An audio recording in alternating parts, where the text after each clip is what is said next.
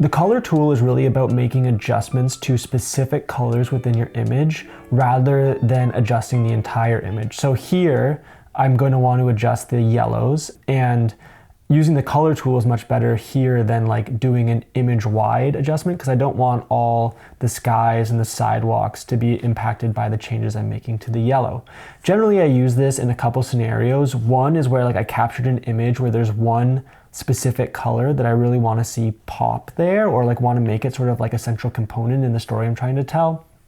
The other is just like if a color didn't feel true to life and I want to do some subtle corrections. So here you can select your color two ways. So one is that I could select the yellows and you'll see that some masking shows up to show exactly what it is I'm selecting. I can also select the orange, and you see that actually like our automatic tools is recognizing what I see as yellow more as orange. But if I want to be precise, what I can actually do is I can take this dropper and just drop it on here or here and then see what it grabs. Okay, so once we have our color selected, we have a few options of what we can change.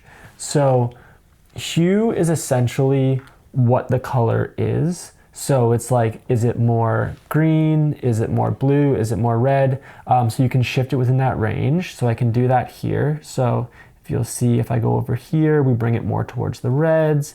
If we bring it over here, we make it more of that kind of limey green yellow. I kind of saw it more as an orange, so I'm going to change it there. Saturation is kind of how like strong or like vividly that color shows up. So I can really kind of pump it up or dull it down by turning down our saturation. And so I'm going to want to bring it out a little bit more. So I'm going to turn it up. Luminance is kind of how bright or dark it shows up. So I can, by turning luminance down, I kind of make it look a little darker, more shadowed. And by turning it up, I can really make it pop even more.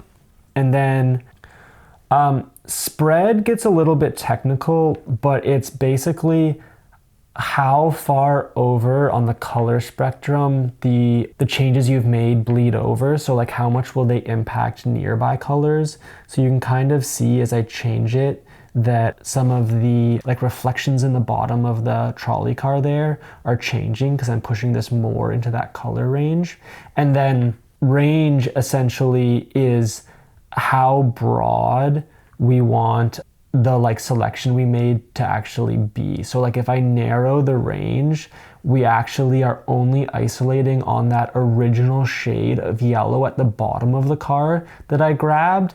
And if there were more yellowish things in this image, as I move the range up, you would see it grabbing more of the like region of the photo. Yeah, and that's color. The one thing I would say is like color is one of those tools where it's up to sort of artistic interpretation. So like here you can see I pumped up the yellows a lot and made it pretty unrealistic. And so it's really up to you to decide how far you want to push this tool and what matches your style.